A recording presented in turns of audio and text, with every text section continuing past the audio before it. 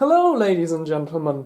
What? Yet another steam engine, I hear you ask? And if you're wondering why all of a sudden this channel seems to be revolving around nothing but steam engines, then you're wondering the same thing as I do. I think it may have to do with the fact that I'm generally more into steam engines ever since I started building the doll. So, yeah, I just started paying attention to my other steam engines and noticed a couple of quirks and things that were wrong with them and started dealing with them a whole lot more. And this is why, I noticed that things need to be repaired on them. With this one, I'm going to go in detail with what I'd done to the machine itself, but what the main topic about this video is going to be revolving around is the generator here, because I've noticed, after fitting a genuine Märklin lamp here from the 1940s, just like the machine itself is, I noticed this thing doesn't produce no voltage whatsoever anymore, and I deduct that to a bad magnet. Now, I've had this thing apart before, so this should be going rather quickly. It's a straightforward AC generator. There's a rotating field coil in the middle, wrapped around a metal core, and on the outside we have the magnetic stator, which induces a current in the rotating spool. The current is then taken off by this contact on the back here, and then fed to this post here, and the other side is of course the chassis, aka ground. My hope was to find someone with a magnetizing machine which we could just put this whole thing into, remagnetize it, and have it working as good as new. That's what you did in the old days when, for example, the alternator on your car was getting weak. You would just go to the next store, car store, and have it remagnetized instead of buying a whole new set. But that art seems to have become pretty much extinct by now, so we're going to have to go do something else with this. I've asked so many people, there really isn't a chance to find anyone. I then went to an internet forum with my problems and asked the people there that knew their stuff about what might be working on here. And I got some great suggestions, for example, charging up a huge capacitor, winding a coil around this thing and shooting a huge current through here to make this magnetized again. But after a long back and forth, I think the cheapest way to fix this thing up is going to be by using neodymium magnets.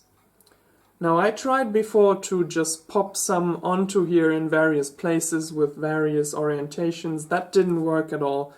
What we're going to have to do is cut this thing here in half, machine a slot out of here, and then put these guys here in between. Now, these are really strong, so even though it's not going to be as ideal as having the whole thing magnetized, these are going to be plenty strong enough to, first of all, keep the thing together, and then, of course, create enough of a magnetic field so that we have current to work with. So, all in all, it's going to be a quick fix, and I hope at the end of this video I'm going to finish that up with a steam up of the machine itself.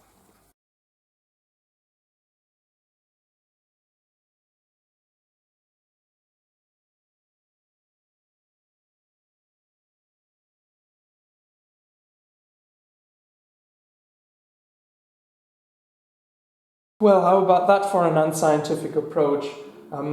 My initial plan was saw it in half, file it to size, but the tools wouldn't even touch this stuff. I figure because, the ferrite that magnets are made of is quite brittle, it also has to be hard as well, right? So I took the angle grinder, chopped it in half, and tried to get it to 10mm as close as possible. And just because we can, we're actually going to take a compass to find out which one is the north and which one is the south, There is not a lot of magnetism in here, alright, but I don't want to have these magnets working against each other, so might as well do it. It's not that much of an extra effort. And then, to be extra safe, we're going to glue the magnets in place so that nothing is going to shift.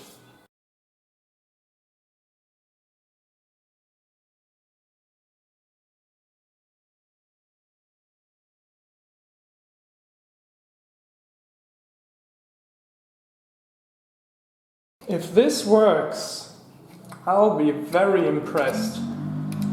But, you know, the compass is quite impressed by it. So we'll let it harden and see how it does. So here we are. I had to discard the footage where I put this thing back together because my hands were all over the place. You can see though that it's rather straightforward. I just mounted it back onto the baseboard here, and then I noticed by clamping down on it, including the magnetic forces of course, these two stator parts would tilt in on each other and pinch onto the rotor. So what I did was add up another brass shim underneath here and did the same thing on top, glued them both in with epoxy, and now you can see it's spinning freely, and it also does this generator flick. I don't know how to describe it better, but you can see that it tries to go hard and then it clicks into place, sort of. So that makes me quite optimistic that this thing will actually work. So we'll now put on the lid, taking care to get the writing the right way round. And then hopefully not crack these tiny lashes here by bending them back on.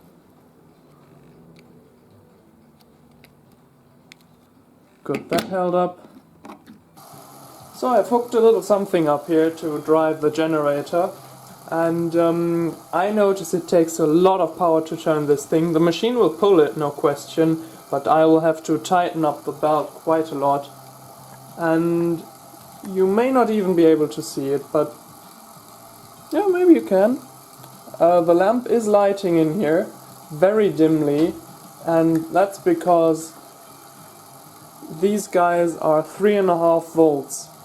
And underneath this generator it says something like 2.5 volts. And now, of course, because it's 2 bulbs and it's running at a current that it's not meant for, we are getting 2 volts out of this. So I'm going to source some 2-volt light bulbs, screw them in here, and hopefully we're going to get what we desired.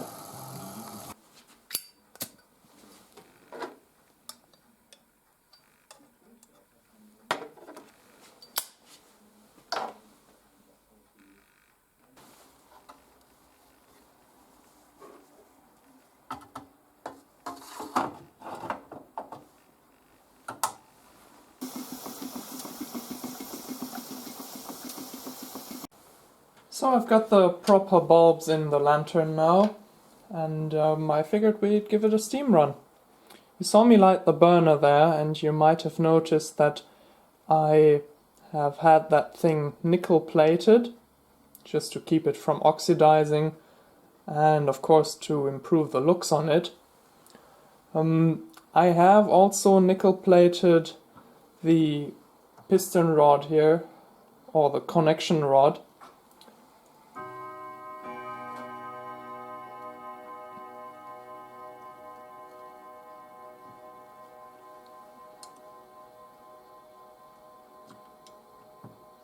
And that was only after I remade the bearings on this thing by soldering this one here completely shut and soldering a pipe into this one and then re-drilling them both.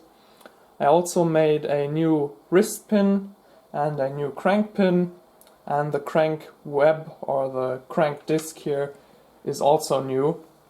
So apart from the main bearings, this thing is basically completely fresh considering the running gear. I've also shortened up the belt here quite a considerable amount. You can see it's rather snug around the flywheel now, so I hope it's not going to slip on the generator, as that guy is quite stiff. Another thing that's new on this machine is of course the lantern. That was the whole reason I had to remake the generator, of course. The old one was just a Velasco piece, and you can see it didn't really like the heat of the burner right next to it. This is a genuine Märklin lamp from the 1930s, so we can now get rid of this thing. Looks a whole lot nicer, obviously. The burner is spirits, of course, and you have to be quite careful not to make it more than half full. Otherwise you'll have a small house fire. So what I made myself is a crude cover for one of the burners to shut it off whenever I have the machine steamed up readily, because one flame is plenty enough to keep the machine running happily, and I just don't need the power of both. We will need the power of both burners to run the generator, of course, so we'll give her a run here, see how she does.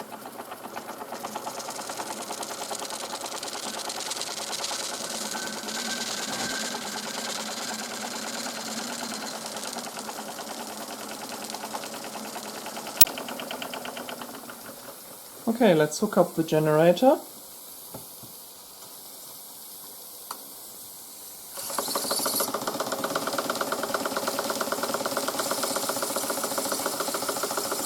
There's one bulb.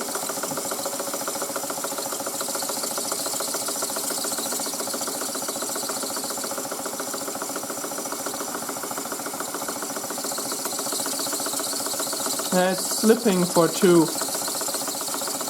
so we'll have to keep running it on one.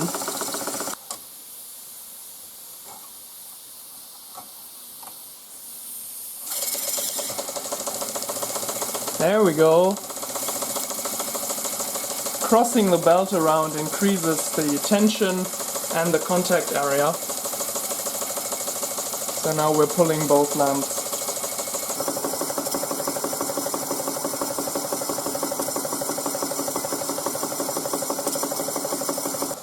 So as you can see, one light bulb seems to be the magic number. Two is just too much. The belt starts slipping and it's just all dim. That might be because the magnets are actually too strong. I noticed that even with no load, it's quite hard to turn over, so maybe I should have just put one of these magnets in there. I completely underestimated their power. Hello, it's Adrian from the future. I have taken the generator apart again, removed one of the magnets and substituted it with a straight piece of steel. And the resistance of the thing has now gone way down. Now, as you can see, the machine is able to happily pull both the lights quite brightly as well. The belt isn't slipping, and when I remove one of them, holy hell, that's actually very bright. Very nice.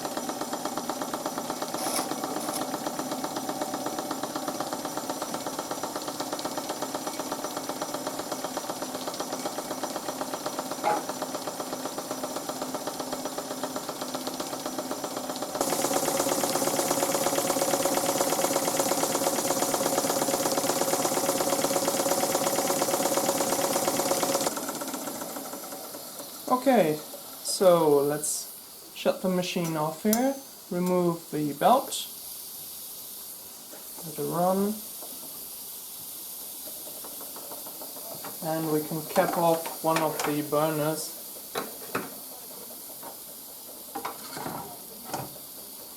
And enjoy the machine herself.